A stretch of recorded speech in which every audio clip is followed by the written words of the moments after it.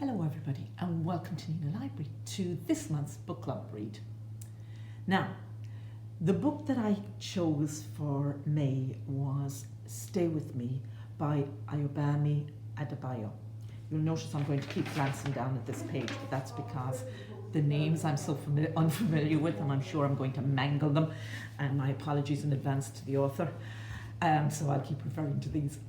But it's a book I just picked out on random. It was on audiobooks, e-audio and e-books, so the Box said, so that's why I picked it out. And I'm very glad I did. Now, where to start with this? It's not a long, complicated book, people.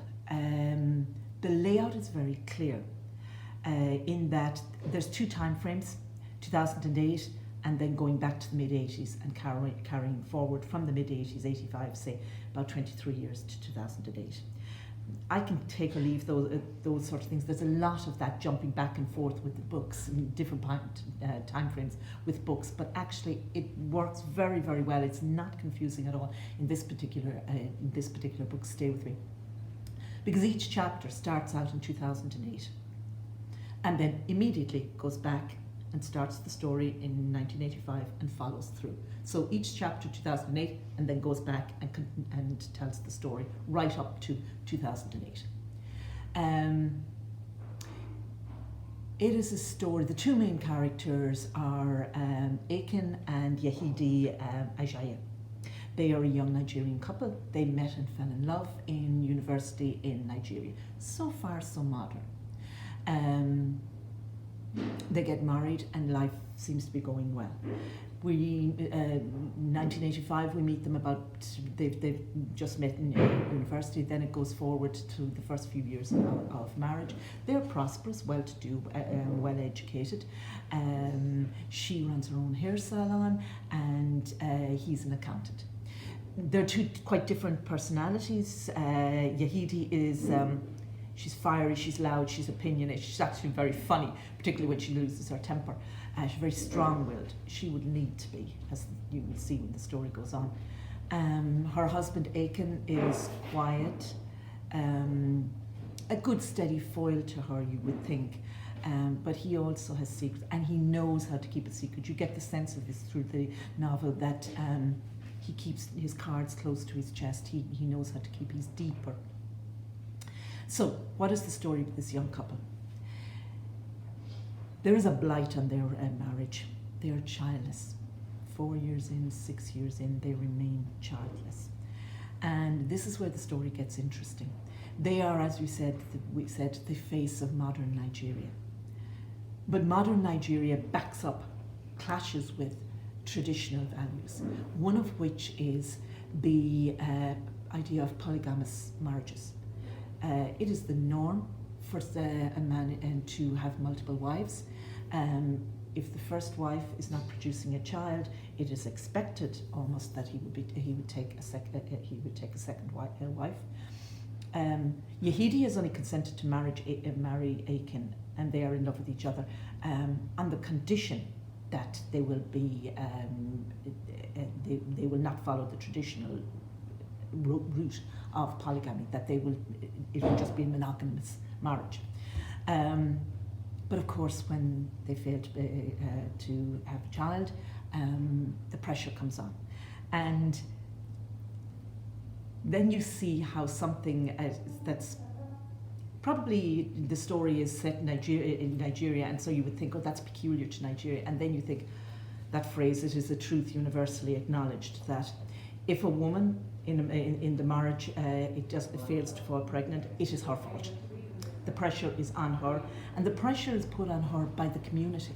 And in this case, that's a universal thing, it seems to me. And certainly that is the case here. Particularly Aiken's mother, the mother-in-laws in general, but particularly Aiken's mother, Mumi, a formidable creature, has no sympathy for Yehidi and blames her, incorrectly, as it turns out, for the fact that they remain childless.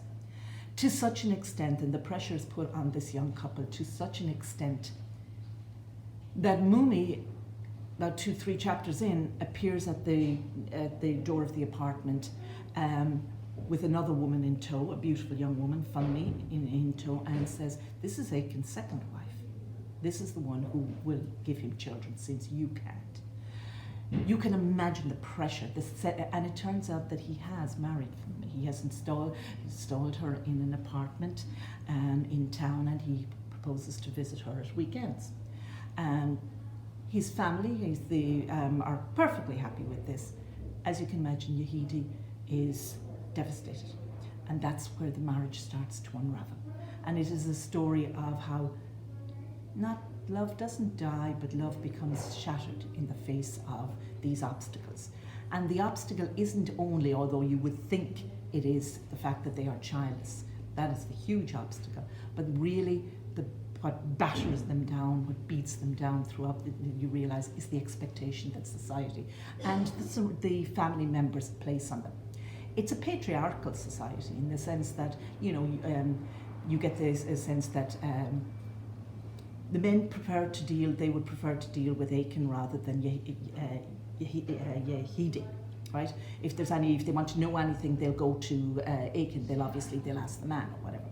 And in a patriarchal society, you would expect that they would be putting pressure on her as well. But actually, what wounds her the most, aside from the fact that Aiken takes the Funmi as a second wife, what wounds her the most is the fact that the mother-in-laws, her stepmothers, they all look down on her. They all blame her for the fact that she's childless. Yehidi is quite a complicated character. There's a comment made at some stage in the book that her mother had no lineage. They don't really know where her mother comes from. And everything is tied to your lineage. And your worth is based on, of course, through your lineage, is continued. Your lineage is continued through your children. So your worth is tied to the fact whether or not where you come from and what you produce in terms of offspring, particularly a son. Yehida's mother died in childbirth, giving birth to her. Yehida herself makes the comment that her father was always cold to her, and she always got the impression that he would look at her as if to wonder whether or not she was worth the sacrifice of her mother dying in childbirth. You get the impression that if she had been a boy, the sacrifice would have been deemed worth it. But he is polygamous, of course. He has multiple wives, Yehidi's stepmothers. They have no time for her. They treat her with coldly and with a lack of respect, all through her childhood or whatever. Their own children are favoured over her. So she wants somebody of her own to love, and she thinks she gets that with Aiken. Then when Aiken chooses somebody else, and she realises that in order to tie him to her, and in order to secure her place in the family unit, because of course Funmi makes no secret of the fact that she can provide him with children, she feels, and that she comes to Yehidi at the salon and she talks about the children she would provide him with, and she wants to move in. And eventually at some stage she does actually try to move in. She does actually move in. But Yehidi realises that her little family unit, her secure family unit, will fall apart if she doesn't produce a child. And this modern thinking woman goes to utmost lengths to try. Every pill, potion and lotion she will try, no matter what ritual is, including dragging a goat halfway up the mountain of jaw-dropping miracles and taking part in this strange ritual she hopes will make her pregnant, and she wants so much to become pregnant that she ends up with a false pregnancy that goes on for a year, this phantom pregnancy that she desperately believes and hopes will come to fruition, and it doesn't. Anyway, long story short, Yehidi does become pregnant. She becomes pregnant several times. But given the fact that it is eventually found out that they cannot be Aikens, you realise that both parties in this marriage have taken drastic steps to get this child. That, as Aiken himself says at one stage, their happiness will only start once they're blessed with this child. And the steps, the torturous steps that they go through to get to a child, to get this child, has to be read to be believed. She has several children. It doesn't turn out well.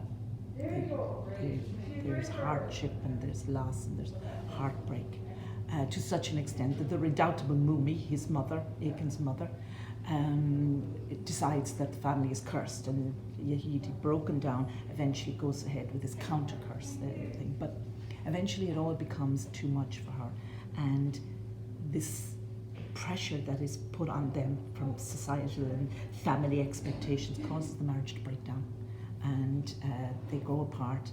The marriage breaks down, and as I said, it starts in 2008.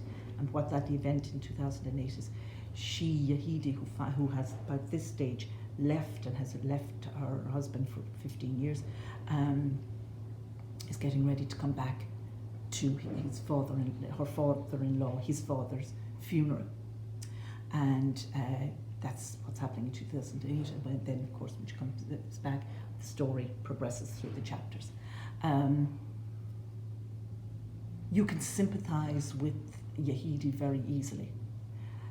Harder to sympathise with Aiken until you get into the story, and there's one comment that his mother makes to him that you realise you have some sympathy or understanding why he did the awful thing that he did bringing Funmi into and not standing up to his parents, his family.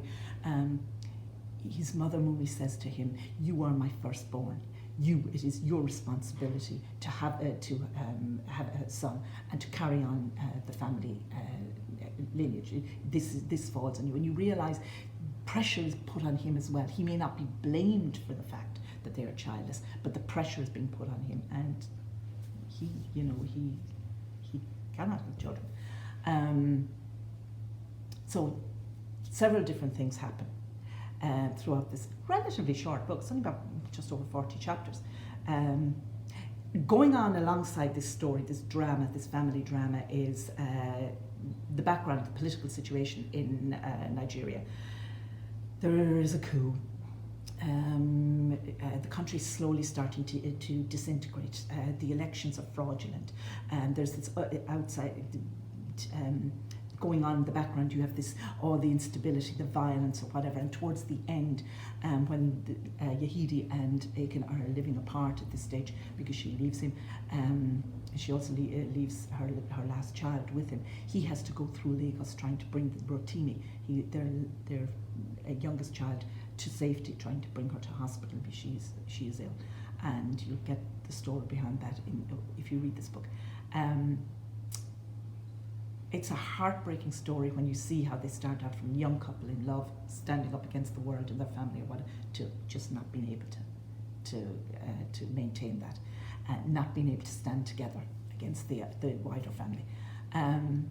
There is a little bit of hope at the end of it. There is a nice moment at the end of it when she does come back to the funeral, and you see something happens that even Yehidi herself makes a comment to think that, maybe we can build on this. It's well worth reading, guys. And as I said, I only picked this book at random, to be quite honest. I only recommended it at random from BorrowBox, from the set list we get from BorrowBox. But it's well worth reading. Whether you root for the characters or you don't, you eventually get an understanding of why they are the way they are. And it's an excellent read. It's well worth it. It's Stay With Me by Ayóbámi, Adébáyó. So long to get around my tongue around the names in this book. The other thing as well that I should, before I leave, it's quite funny in places, like in amongst all the heartbreak or whatever, and it's usually Yehidi, because she's a tough, and she has to be a tough woman or whatever, but some of the things that she comes out with, some of the things that she says, particularly when she's that angry, are actually quite funny. Also as well, you get not just a sense of the story, and then a little bit of taste, but it isn't rammed home the political side of it, but you get a taste of what life is like politically. how unstable the country was. But you also get the idea, a little bit of information about Nigerian culture, in some respects universal. The happiness when a child is born, the particularly a son, the naming ceremonies for a son, the customs behind burial. Their father-in-law is being buried, that's why she's coming back. The elaborate customs behind that. Just you get sights and sounds a little bit. The author, and she's a young author, it's her first novel. She does a really good job of sort of painting a picture of Nigeria during this period, but it's never overwhelming. It never overwhelms the actual story, the family story. So, any of you who haven't read it, please do. It's really, really, really good book. If you can get it in the audio, so much the better. Whoever is narrating it in the audio does a really good job of it, and of the different voices, bringing them out, the different voices. It is brilliant. Now, it's probably time for me to sign off now. So, our next meeting will be the last Tuesday in June. Not entirely sure what date that is, but it's the last Tuesday in June. And the one we're going for this time is, again, complete switch around, completely different. It's a thriller, crime, fiction. Now You See Her by Heidi Perks. It's only available at the moment from Borrow Books in e-audio rather than e-books, so you'll get it in e-audio, but I think it's good. Okay, I think it should be worth reading. So we'll see you hopefully next month. Thank you.